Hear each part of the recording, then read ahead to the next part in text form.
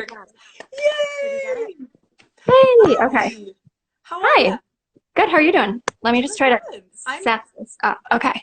I'm so Yeah. excited to be doing this with you. Like so excited to be doing this with Thank you. you. Thanks. I've been a massive fan of yours for a very long time. Oh, thank And you. anybody at the wood burning retreat will tell you that when it came to Instagram class time, I literally was like, everybody, this is Unstrung Studios. I want you to see how beautiful her feet is. Like, Oh my gosh. it's so good. Your stuff is so good. I Thank love the you. colors that you choose and the different backgrounds, and the whole thing works together like a piece of art. And then each square is its own piece of art. It's amazing.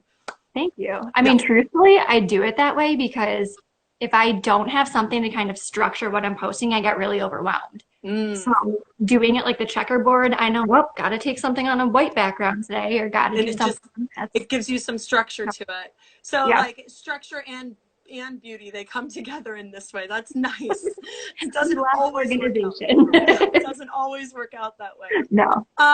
So I would love for you to start off by just telling everybody a little bit about you, your Sure. name, where they can find you, all of Sure. that stuff. So my name is Megan. Hello, everybody. My business is Unstrung Studios, and it actually was named that originally because I was doing guitar string jewelry. There you Um, go. That was one of so, my questions. So so it kind of morphed into what it is now, and now you can find me on Etsy, Instagram, Facebook, at Unstrung Studios, and then on my website, unstrungstudios.com. And I just made a Twitter, but I would have to double check if that's Unstrung Studios or if that's Life Unstrung. I don't know which one. Okay, it's one of those. Okay. Yeah. But you can find her everywhere for under Unstrung Studios, it sounds like. So that's Yeah. nice and Yep. easy across the board. Yes. And Straightforward. and it's funny, it's one of those names that really sticks in a way that you probably weren't expecting, but it does. It's one of those No. names that like it's easy to remember for some reason. So And I've kudos. considered changing it a million times since I've kind of transitioned into wood burning, and I'm like, You don't nah, need to.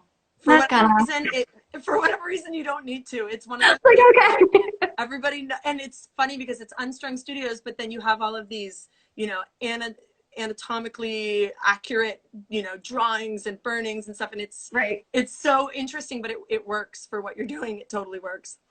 I'm just gonna roll with Yeah, it. yeah, roll with it. Okay, so I want to know, this is a question I've kind of been asking everybody is, how are you doing with COVID-19? How are you, because I know that you've got different medical health issues Yeah. and stuff. And so staying home and staying healthy is Yeah. probably very important right now. But I just Yeah. want to know how you're doing, how you're coping, all of that. So I kind of started like self quarantining a little bit earlier than I would say the majority of people, even in our area. So I'm in New York, and we started not New York City, Yeah, in thank goodness. upstate, but we started having some of those like restrictions in place a little bit earlier than some parts of the rest of the country. But I, for my own health, have been kind more or less like self isolated since probably end of February, beginning of March. The biggest change has been that my husband was still going back and forth to work, and now Mm-hmm. now No, he's home with me, which which is has it's good, but it has its own challenges, right? yeah, it's very weird. So when we first got married, there was a period of maybe 3 or 4 weeks after our wedding when neither of us had jobs, or we were waiting for the job to actually start. So in a lot of weird ways, it's very like throwback. It like Yeah. feels like the beginning or something. It's Yeah. really it's funny because we like sit around and we're like, I want to play some video games. Like, oh my God, this is like right when we got married. Um, Where you're finding yourself bored and needing to do things that you were doing back then. Yeah. yes, Yeah. exactly. That's always interesting. So what projects and other things have you been picking Yeah. up? What have you been doing? So I prior to like falling into woodburning, I did a lot with fiber. I did a lot of crochet and knitting, tried my hand at embroidery for a little bit. And so it's been fun to kind of dive back into some of those projects for like personal projects. So So you're a slow crafter. You love anything that is painfully slow. yes. Embroidery, knitting, crochet, Yeah. pyrography. You're like Yeah. the slower the better. More torture, please. Yes. So I'm like almost done with my first sweater, which I'm so excited about. That's exciting. Um, and then I just got some yarn in to start my next project, which I'm also thrilled about. I'll tag that next project in my story later today. Ooh. She's a knitter who does size inclusive knit Oh, design, cool. which is a little bit rare in the fiber community. And also it's a super easy knit. So if anybody's looking for like a quarantine project, I'm like, join me. Like, not for me. I tried knitting when I was on bed rest with my son, and I yeah. knit a blanket it's probably about this big, and it took me forever. And I Yeah. realized that I'm an angry knitter. I Oh am no. I'm not a happy knitter. The whole time I'm frustrated and angry. It's not relaxing for me one Yeah. bit, like not at all. So I learned. Knitting is way slower than crochet for me at least. So like crochet, I can crank out like a scarf in the span of one like Lord of the Yeah. Rings movie. Like I can get it done. But this sweater I've been working on since like the beginning of January. And it's finally, we're finally getting there. Yeah, I just don't have that kind of patience. I don't think it's a problem. Like this is too slow and too frustrating. And if one thing comes undone, like I Yeah, just that too much definitely is pressure. keeping me on a lot. Too much pressure for me. Um, so do you have any coping strategies for all of us that are staying at home, things that like you have found besides, crafting and stuff like that, but Right. are there any things that you're doing where you're like, it'd be really great if everybody just did like these couple of things. I really think everybody would feel better, sort of a thing. I'm sure that everybody's heard it and don't like at Marie Kondo or anything here, but really like so our apartment is our like bedroom and our living room is all one space. So when we are trying to go to sleep at night, like we can see everything. Mm-hmm. So a big thing for us that's been really helpful, and for me, like when I spend periods of time at home or out of work, is keeping your space like visually calm. Yes. So even like my bookshelves right now behind me, I don't know if you can like see them, Mm-hmm. but I'm like getting the urge to like throw all those books in a box and put them away because I just want to kind of minimize that extra stuff that draws your attention. And you Yeah. don't think about it, but like Yeah. your eyes scan the bookshelf and you're like, oh, I haven't read a book in a while. Maybe I should start a new book. So that's definitely a big one. And then the other thing is just like make sure like eat what makes you feel good. Mm-hmm. And so take that however you want to. Like I Mm-hmm. really don't think now is the time to be shaming people about like stress eating cookies because to be Totally. honest, like, we might just need that. Yeah. Like, There has been nights where it's like, oh you know yeah. what? I'm just doing this and it's okay. I'm just Yeah. gonna eat a Like bunch of them and it's fine. so like eating things that are, like good for your health, but also Yeah. that are good for your soul. Like yesterday I Yes. woke up and made a frozen hot chocolate and it was 10 in the morning and it was That's just what I amazing. needed. Yeah. I'm like, that's fine. So, It's kind of like the beauty of being a grown up is that you can yeah. have dessert at 10 in the morning if you want to. You know Yeah. what I mean? Yeah. Like I was talking to my girlfriend and she's like, you know what? It may be 11:30, but I'm having a glass of wine. And I'm like, Oh, no absolutely. judgment here, you know? And I think like what it all comes down to is having grace for yourself. So if in this time, like what you need to do is sit on the couch for like 2 or 3 days and binge America's Next Top Model, then that's what you do. Yeah. As long Yeah. as I think the big thing is like my mom used to always say this to me because I've been like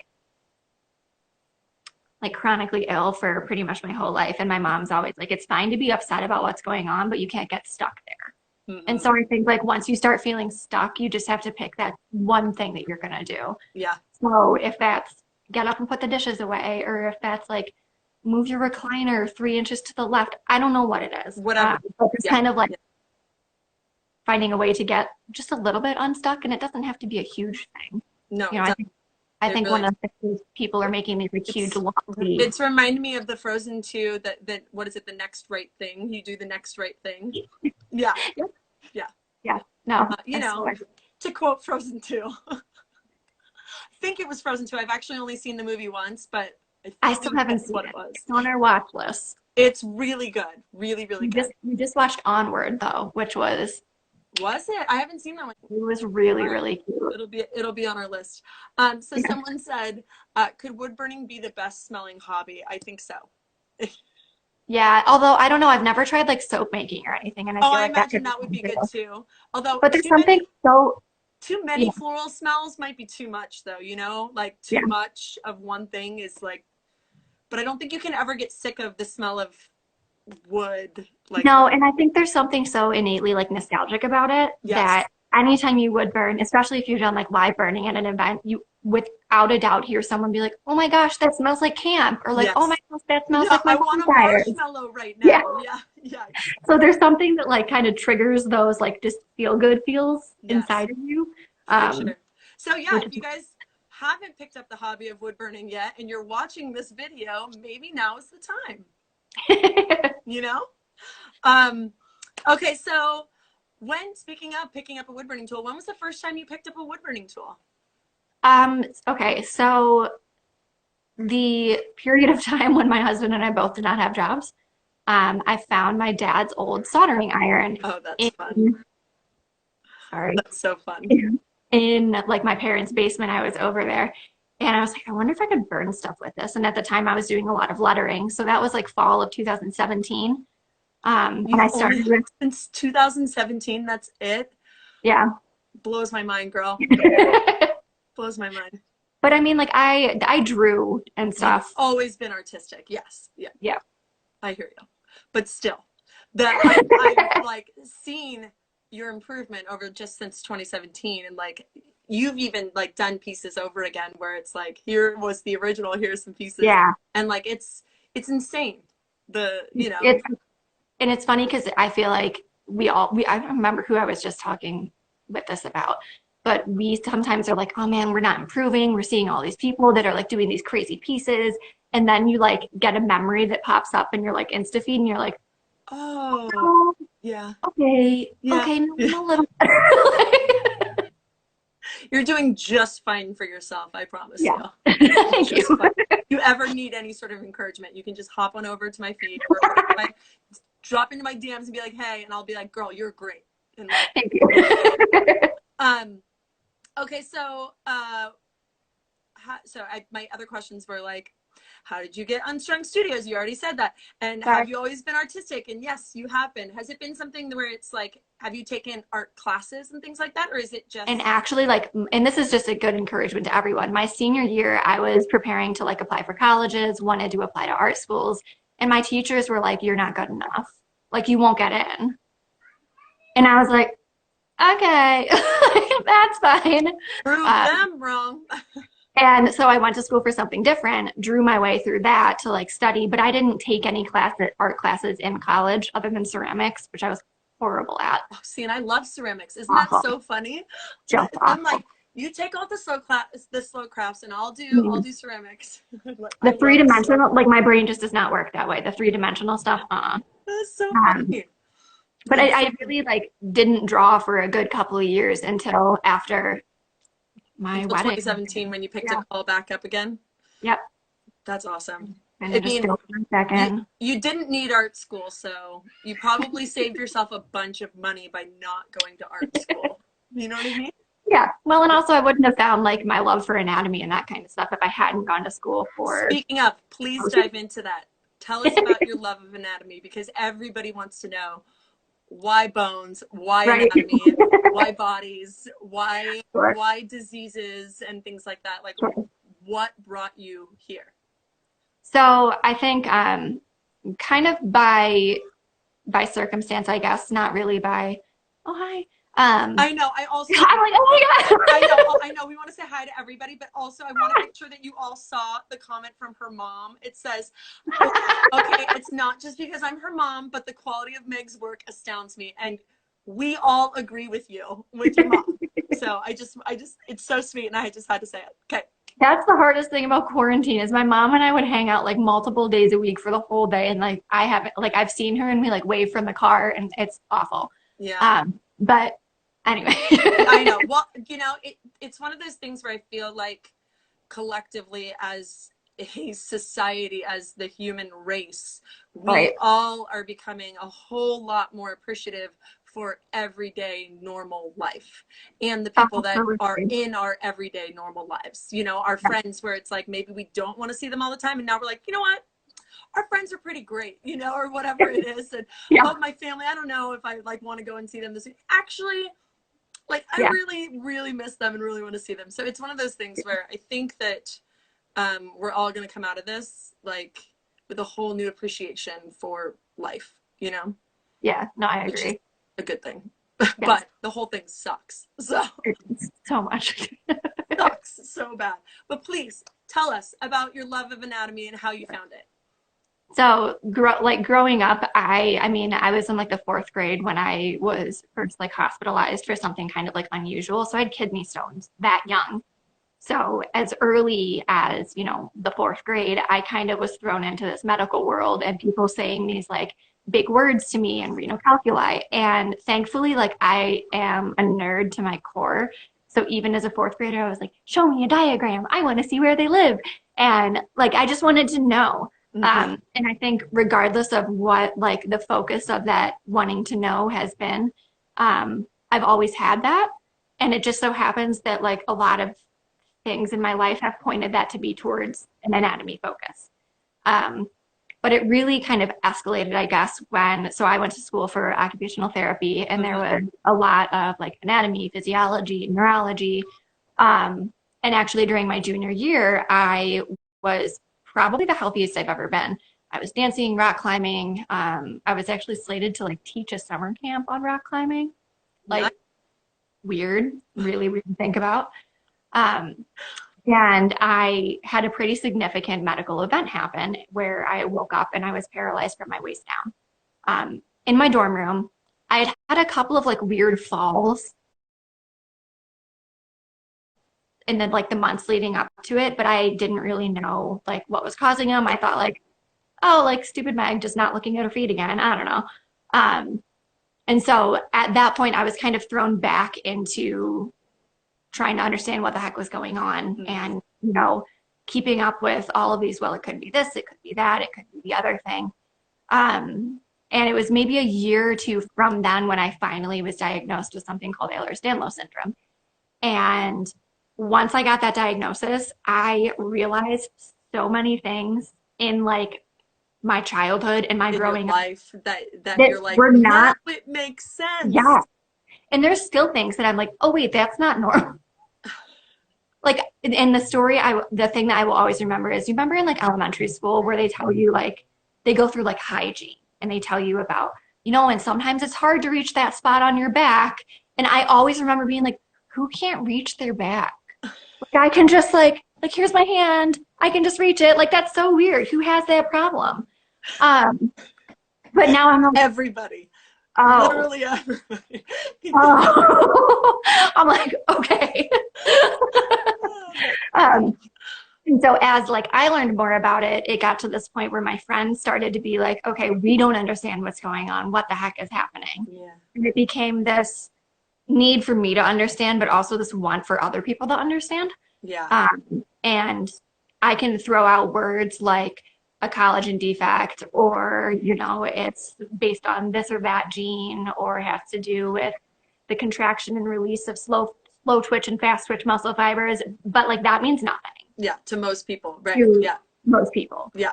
Um, and so what I found was that like if I drew it and could point to like right there is where the problem is, people started to like get it. Mm-hmm. And so it was this very therapeutic thing of like I didn't even realize how much I wanted people to understand what I was going through Mm-hmm. until I found an effective way to make that communication happen. You've And then found like, a really effective way of making it so that we all can learn about so much. And thank you. honestly, it's the coolest thing when I know that anytime you post something, like not only am I going to see something so beautiful and so unique, but I'm going to learn so much at the same time, you know, and about people that I may not know that they have these Right. different things going on, you know, and it's wonderful that you're just bringing awareness to not just the things that you have going on with your life and with your Right. own ailments, but that you're bringing awareness to all of these other issues that people have too. It's awesome. Thank you. Like so awesome. And I know that I'm not the only one that loves it. Like, Thanks. and I have a medical background. I was a nurse. And Yeah. so I like, took anatomy and physiology and all of those classes. I've got the big books and that I now use as flower presses, but Yep.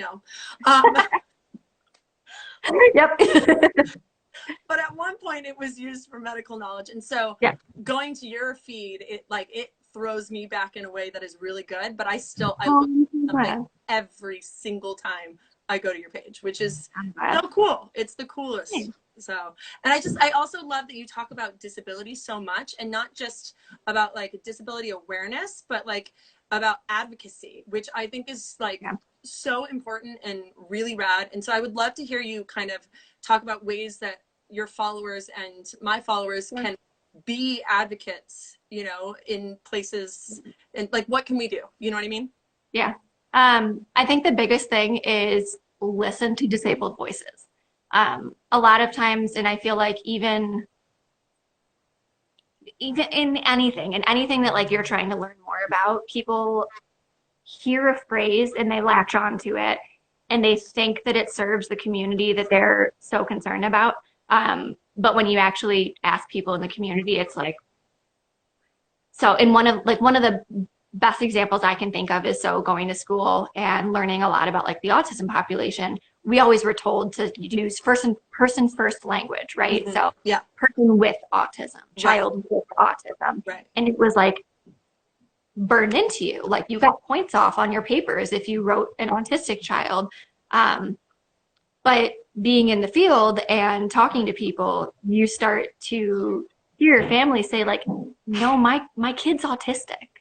Like I have an autistic child. You don't need to make it this big thing. It is what it is. It's not a positive or a negative. It's just right.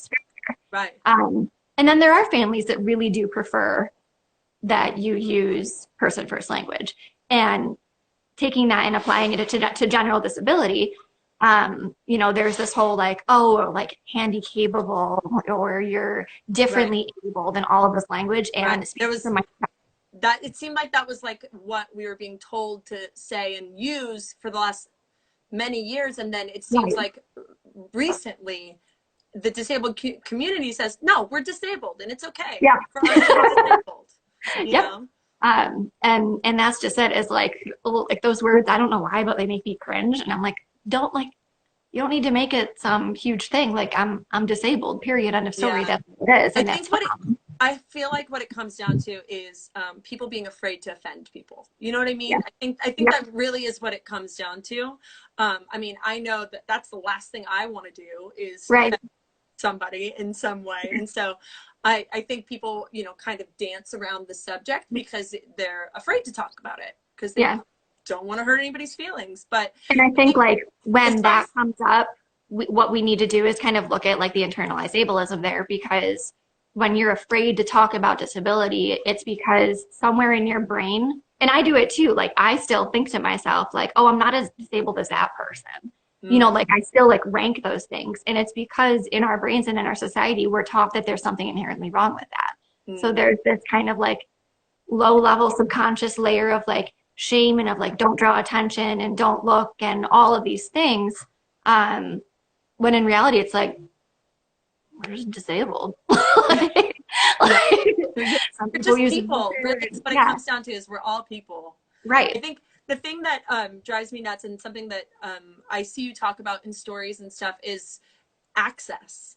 And that being such a massive problem for the disabled community is just having access to the same things that everybody else has access to. And one thing that you talk about is different buildings that are handicap accessible and disabled accessible. And so is that something that we can help with in some way, is by talking to different local stores and things like that to see if there's a way that they can become, I don't know, more like can make it so that everybody can visit their stores. You know what I mean? Yeah.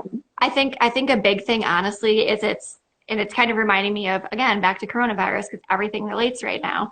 The businesses that we choose to support are the ones that survive.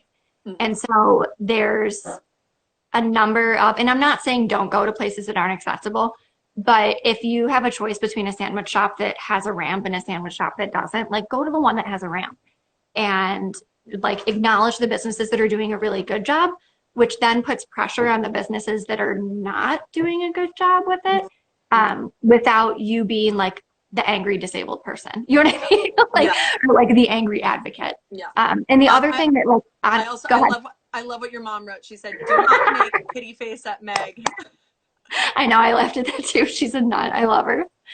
Uh, but like the other thing that's just really big is a lot of places just don't say like whether they are accessible or not. And so before I go out in my wheelchair, there are 18 steps I have to take to figure out if I can even go to the restaurant I want to go to. And Do that's they have not it? cool. Right. Whereas like if it just became like a we do takeout, PS we're accessible.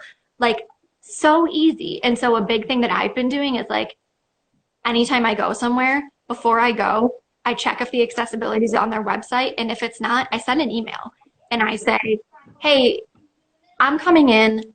I know your building's accessible. Would you be willing to put something on your website just about the accessibility, where the entrance is? Because sometimes it's around the back. And like, Yeah. I'm not going to get into that whole thing about like where the accessible entrances are, especially because in our city, there are a lot of historic buildings. I understand that money is a factor. So one of our favorite burger places has a lift, but it's around the back.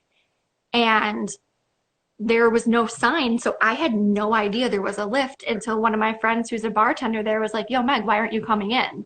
Like, like, you can come here. There's ways to get in, and I just didn't know. Right. So it's asking these different companies and businesses to at least acknowledge what their accessibility is so that people can know before they even get there. Yep. It's like at any event where, even festivals or any of that kind of stuff where they put on the website, here's where you can park. Not hard to just be like, here's where your wheelchair can get in. Or even someone who's not in a wheelchair, but that has a cardiac condition that makes stairs difficult. Right. Or God forbid, like you just ran a marathon yesterday and you're tired and you don't want to do stairs. Like that's the thing is I can't think of an instance where universal accessibility hurts somebody. It doesn't, and it really doesn't. So that's why like I think what you do is so important and so great. And so I just wanted to shine a light on it and let everybody out there know how they can help. And so if it's just something as little as that, you guys, like we can do that. You know what I mean? Like, we can all do that. So it's easy, and it's something that like once you start noticing, like once it's pointed out to you and you start noticing that it doesn't have accessibility, it starts to bother you when you realize, you know what I mean, that it's not there, that all of those people cannot even go into that store, so it's one of the, it sticks out like a sore thumb once you know that it exists. So knowing that it exists and that it's a problem is part of it. And so what you do is great because of that. Okay, let's dive into some wood burning. Yay. Stuff, wood burning details, wood burning stuff. I would love to know, what have you like learned the hard way when it comes to wood burning that you would like to save people the frustration? Don't burn untreated wood. That's a good one. I've got some bowls that were like coated in the thickest lacquer. And I had the worst headaches after I burned them. And I didn't have any protective anything on. And my house smelled terrible. And it's like learning like that is not the way you want to do it. So untreated wood. My very first one, I had taken a center, like one of like the wooden centerpieces from our wedding that had been given to us. So I didn't know what type of wood it was. It had been coated in a thick layer of something and I didn't know what. And I just burned straight through it. Like, doesn't it just give you like the heebie-jeebies thinking about like it's like I get like the smell comes back to me and I'm like it's please, everybody listening, please don't do that ever, please. Just take our advice. Anything else that you can think of?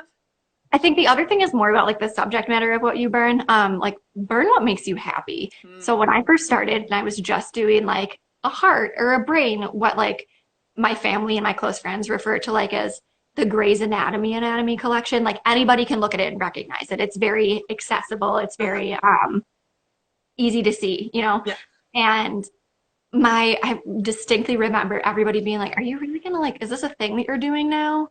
Are you like burning anatomy now? And so I kept doing like lettering and like quotes and like popular characters and stuff like that, which is just not what I loved to do. Yeah.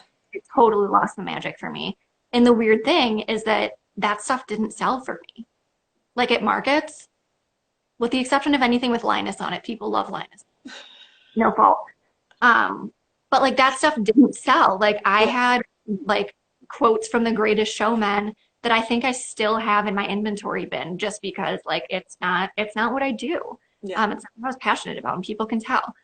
So stick to what you're passionate about, whatever that is, however like weird it is. There is a niche for it and there is a market for it. You just have to find it. This world is so big, everybody, like so big.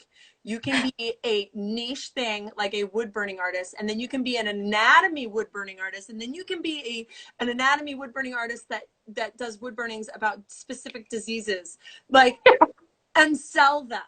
Yep. You know what I mean? Like that's what's so cool Yeah. about our world is that it's so big that you can niche down and really discover what it is that you love. And it's so clear in your work that you love what you do. Like just so Yeah. clear. You guys, do you have some pieces that you Yes, can show I do. people? So I actually have. If they're for sale, please tell everybody if they're for sale.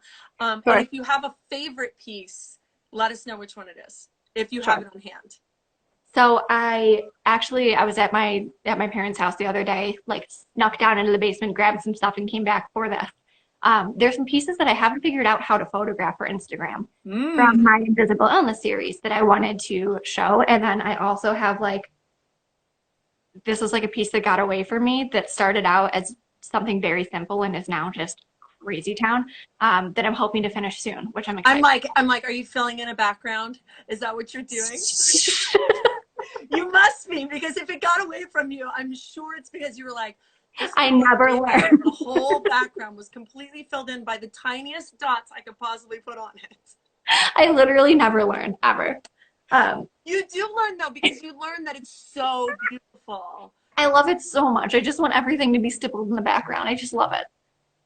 So this one I showed a couple days ago on the feed, but I didn't show what I did around the sides, which is a reason that I love these panels. I started burning on them this past fall, and they are amazing. Are those the walnut hollow ones? Are those these are from Blick, so it's their Blick Studio series. So the top layer is actually 4 millimeters of basswood, and then the rest of it is pine. And they have a bunch of different depths too. So like I have one that I think is thinner.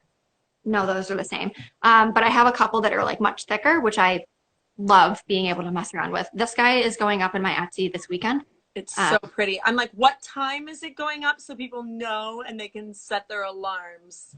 My plan is to have a shop update hit tomorrow night at like 6. Well, I'm going to say that, and then it'll give me a deadline at 6 tomorrow night. There you go, guys. Eastern time. So get ready to snag the pieces that you want to grab. And then that one's going to go fast. I hope so. I really want that to It's so gorgeous. It's like, it's one of those pieces that when everybody saw it, they were like jaw hit the ground. You know what I mean? Yeah.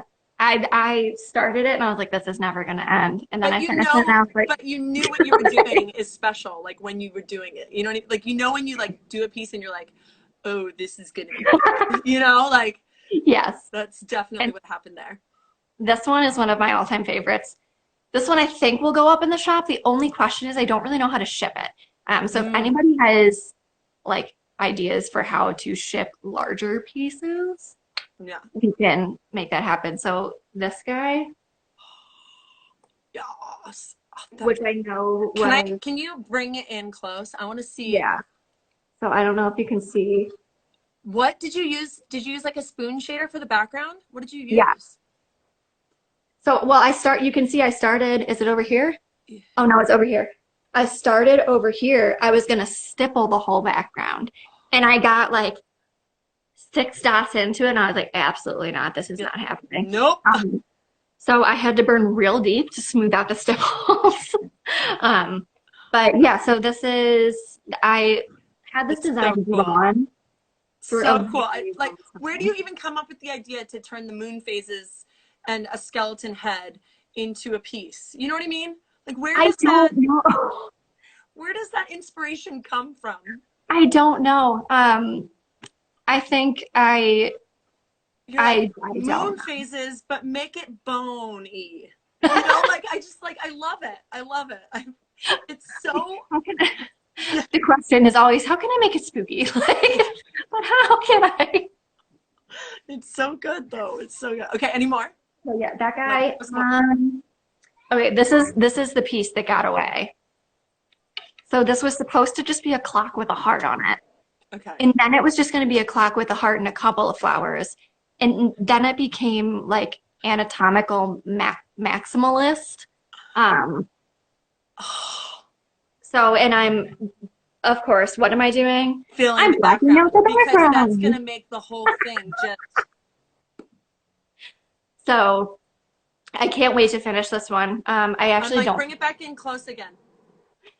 I actually don't think this one is going to be for sale. I think this one is going to live in my house forever and You ever. should keep that Um, forever. but that could very well change. I'm trying to see if you can And actually. if it goes missing, you can look here first. We're like, oh my God, how did It's she get here from California? all the way from California. How did she do that? She's got So, ways. She has ways.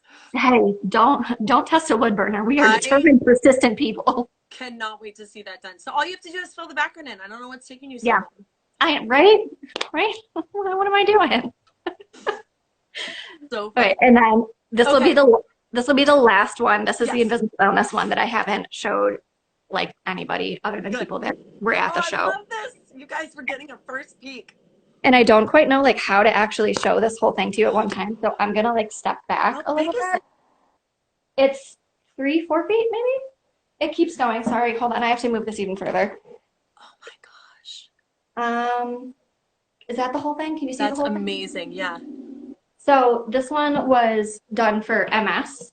So all of the flowers used in it cause either paralysis or muscle tremors or some like it's called allodynia, so sensation on your body, things like itching or crawling that aren't actually there.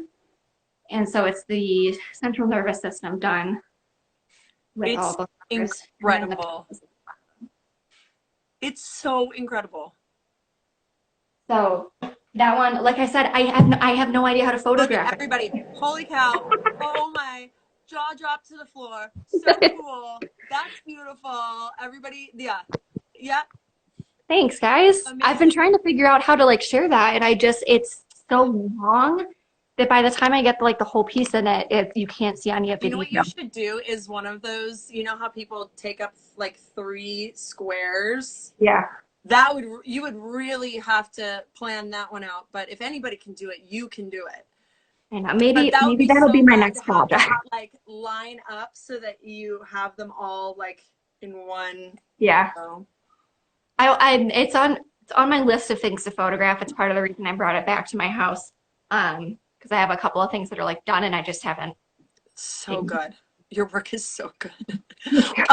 Okay, can we talk about I want to like dive into your burners and your Sure. tools and all of Yeah. that stuff. So we're gonna do the deserted island game. Okay. Where you're this is it's my favorite.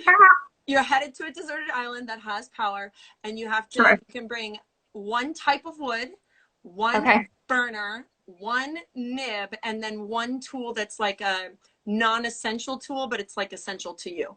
Okay. So, I actually well, that's not true. I only have one burner that's like opened and actively in use right now. Okay. So that is my razor tip. Okay. Which one do you have? Is it the SK? I got this little baby, my little I'm like, baby. girl, we're twins. I love it. I love it so much. As far as the pen I would bring, probably my little chisel guy. But Mm. I have a secret. Okay, and then turn it sideways. Oh, yeah, so it's real thin. Yeah. It's like a blade. Yep. Can you also shade with it? So I do. Okay. And that's one of the things that like I get a lot of questions about. I actually use this for most of my shading. But the other thing that I did is I had one of these that was for whatever reason like fritzing out a little bit. So I went and bought another one. And then with my old one, I was like, I'm going to reshape this. I was like, did you bend it? So if you look at this one, like the tip of it is it's like, it's pointy, Yeah. right?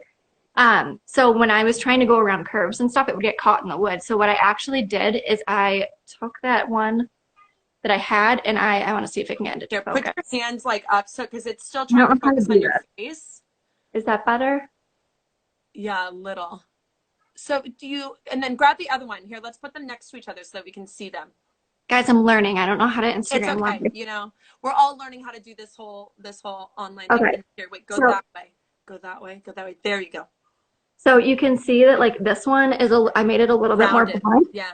Did you just Um, use like sandpaper? What did you use? Yeah. I just use sandpaper to like round the end of it a little bit.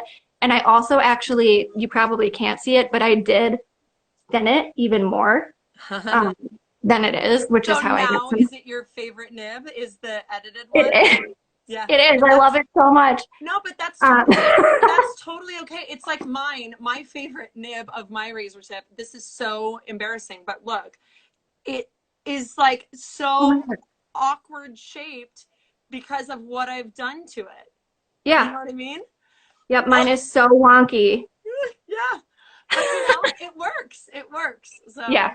and we like it. And that's what's great about it is that you can reshape them and shape them. Yeah. Razor tip even comes with you can get just the wires and you can Yep. shape your own, you know, and you Yeah. can hammer I love them it. and you can sand them, you can do whatever you want to them and make your own nibs if you're not finding one that works for you. So Yeah. I I love dig them. it. So then you'd bring the edited nib. Okay, so what wood type would you bring? So that's a tough one. I recently got a couple of slices from Rustic Wood Supply, Mm-hmm. and they're sour wood. I've I think heard. purely because the way that it smells is just Really? amazing. Like it just smells so good. But it's also it just burns amazingly. So I think I would bring some sour wood with me. All right. You know, I'm going to be talking with Rustic Wood Supply next week. I'm Yay! very excited about it. They're so awesome too. Yeah, they're doing an interview with me here. We're going live Yay! next week, so you'll get to. Well, I'm going to be asking them all sorts of questions, so it's going to be really fun. Oh, I love this whole series. It's so fun. I'm really enjoying it. Like Good. way more than like I knew I would, but like there's Right. something about this and getting to talk shop that is just so Yeah. much fun. Like so much fun. Um, okay. So, and then what non-essential tool? We haven't gotten there yet. What non-essential tool, but essential basically to you? You know what I mean? Right. Does coffee count? Yeah, totally. If Yeah, coffee doesn't count, then one of the Tombow sand erasers. I love that those sand erasers are just the best. they really, Yeah. they're like game changers. Oh wait, no, that wasn't it. I had planned for this one. Let me I hear. knew what I was gonna bring. What? I would bring my projector. That's my other Ah, secret, is that's how I resize things that I've already done that people requested a different size, is I photograph it, project it onto the wood, because then you don't have to like print out 18 different sizes of a template. ah. Projector. That's what I would bring. There That you thing's a go. It's a projector. lifesaver. You already have powers on this, you know, deserted island. Well, I So, would hope so. so you can totally, totally. I would have bring to it. wood burn. You might even be able to bring coffee too, you know, Okay. just to make you Okay. happy. See, and I'm the opposite. Like, I can't have any coffee at all because I get migraines. But Yeah. but I tell people like, don't drink too much coffee before you wood burn because it can make your hand not like. Oh, I only do Swamp. decaf. Oh, okay. Only decaf. That's so funny, but it's all about the flavor. Yeah, so I was a barista for a while, so I loved So was I. coffee. And then I had to cut out caffeine because of some of my heart stuff and my migraines. So I still love the taste of it, but I was like, I can't do the caffeine anymore. The same thing happened to me. I worked at Starbucks for a couple years and I was drinking so much coffee, but I was having migraines. Like there was one week where I had migraine every single day. And it was like, my doctor was like, you need to cut out caffeine. And I'm like, really? You know, and then I did it and boom, my migraines have been cut down to like, I only get a couple a year now, you know? And I'm like, all right, fine. So I have to be careful. I can't even eat too much chocolate or I'll get one from just the caffeine in chocolate. But sometimes it's worth it, you know, sometimes. Absolutely. Okay, I would love it though. Is this possible for you to show us some burning if you have any pieces that you're working on? Yeah. Is that possible? Sure. Let me reset the camera a little And bit. then if you have any tools that you have, like while you're burning, or things that you use, or techniques, or what you're doing, any of that stuff, just, talk about it while you're doing it, sort of thing. And then everybody that's watching, if you have any questions, now's the time to ask, because while she's burning, I can ask her the questions that you guys are typing. And this is So, also a classic do as I say, not as I do situation. oh, for sure. Don't I burn on your couch, y'all. don't do it. I do it a lot, but don't do it. Don't do not do it. I do a lot of the do as I say, not as I do a lot. Really, just don't do it. Um, I don't have a desk at my apartment, so that's what I blame. Is that light okay? Can you see that? yeah, I think that's pretty good. Can you guys all see okay? I think it should be all right. And we I can think always bring it in closer if we need to see better. Someone okay. was asking about the kind of sand eraser. So it's an eraser by a company called Tombow, and it's there it is, the mono sand eraser. It's the best eraser for erasing graphite lines or pencil markings or anything like that on wood.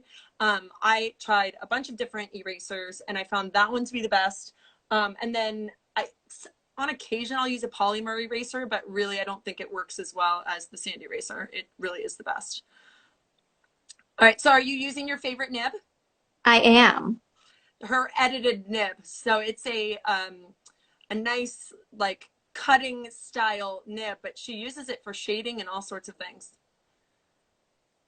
So it's So I hard to can. see. It is a little bit hard to see right now. I Is wonder that if we can't bring it okay? closer. Is it possible to Yeah. bring it closer? Let me try. Are you doing, is that a kidney? It's a brain. Oh, brain. Sorry, I'm looking at it upside down. I I thought was it gonna was say it's the upside middle. down for you Um, guys.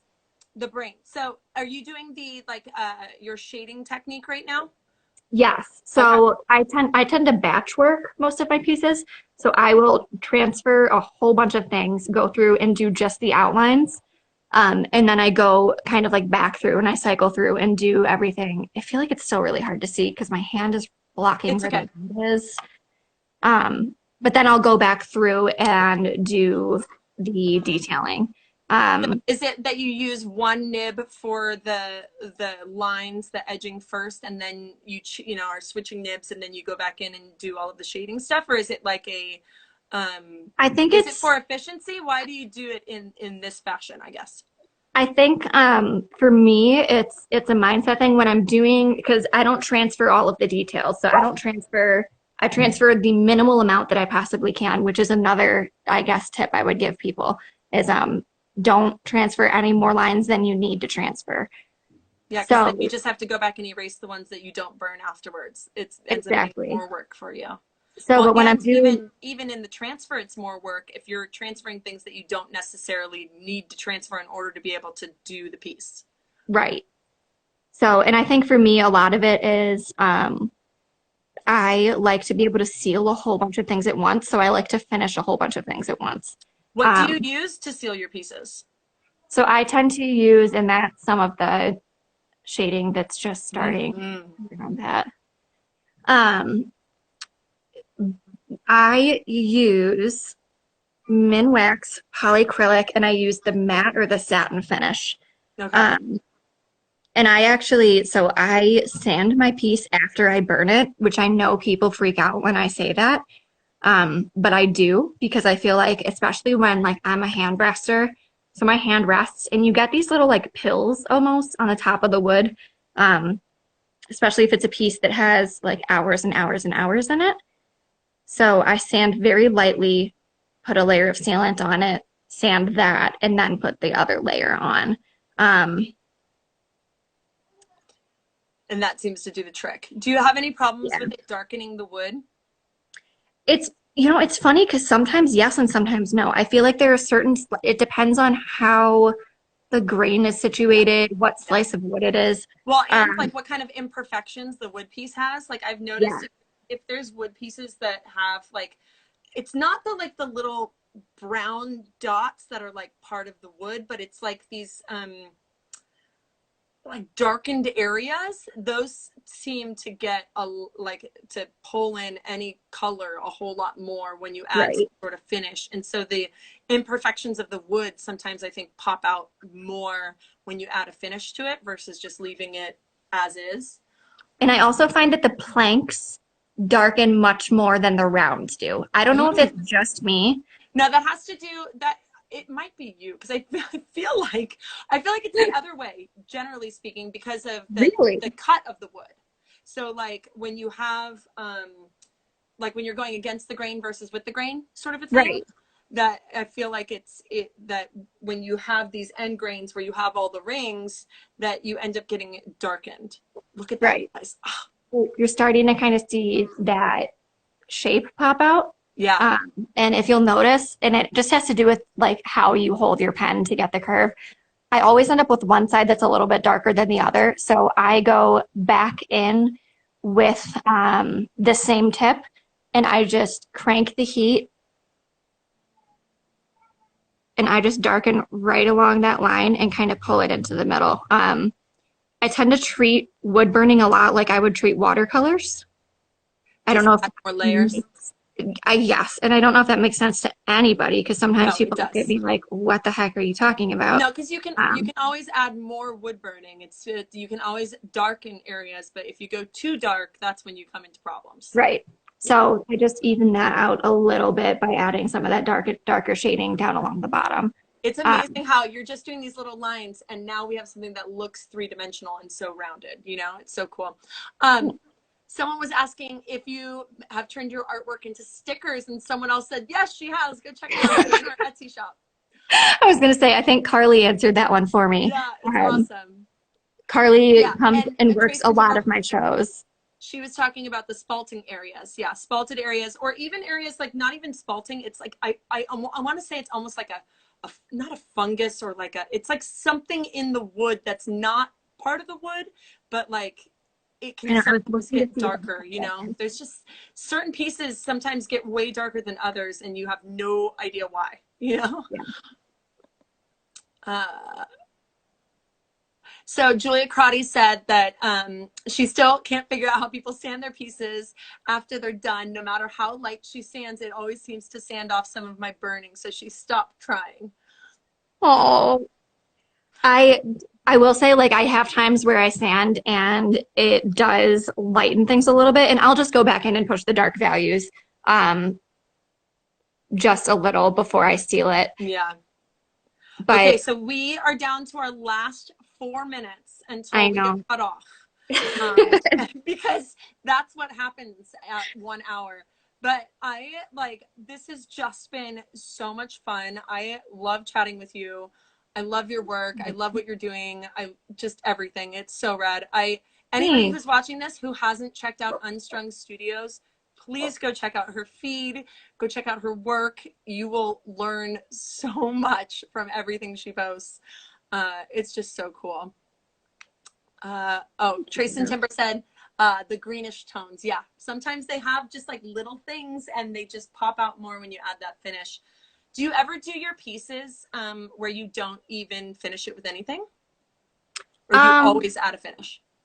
I think when I started, I didn't finish things. Now I always do. I have an irrational desire for everything I make to be indestructible. So even like when I would knit and crochet, I would weave in ends like way longer than you're supposed to because I wanted kids to be able to pull on them and then them not fall apart. So I seal everything now. Yeah. Yeah. Okay, we have another question. What references do you use for your anatomy pieces? Ooh, I was waiting for this. So I'm going to bring it back to my face Yeah, because go I ahead. want you to know that I'm not crazy when I say this. So I have a number of friends who collect bones and wet specimens and things from like retired medical labs, all of that kind of stuff. So a lot of times I'll actually text one of those friends and ask them to snap a reference picture, especially if it's a bone. Um, as far as like organs That's and that so kind of cool. stuff go, I have my like anatomy lab manuals. And I also collect, I don't know if you can see them. Hold on. There we go. Oh yeah. Those are So, definitely some medical textbooks of some sort. They're massive. so Yes, I collect like Grey's Anatomy textbooks, a whole bunch of other things. But there's also a couple of like free anatomy reference apps that you can get. Mm-hmm. Um, and I still have access to some of my college library. So, That's nice. That's really nice. so So Carly just wrote that she got one of your finished pieces, or one of your pieces from 2.5 years ago that isn't finished and it's still holding up. yeah, she has the original, the very first floral braid that I ever did. Oh, so Um, cool. and I keep begging her to let me redo it, and she won't. That's how I made a growth chart for my sister and it's awful. And I'm like, can I please redo it? And she's like, no, I love No. it. And I'm like, Oh my God. it's awful. It's so bad. She's like, no, I love it. And I saw Carly just asked again because it's a leading question and she knows I do. Um, if I have any specimens We're gonna myself. get, wait, we're gonna get cut off though. Everybody, No. please go follow Unstrung Studios. Go check out all her work. Please, please, please. Thank you Thank you so, guys. so much for doing this with me. It was so Thank cool. you. No, this was great.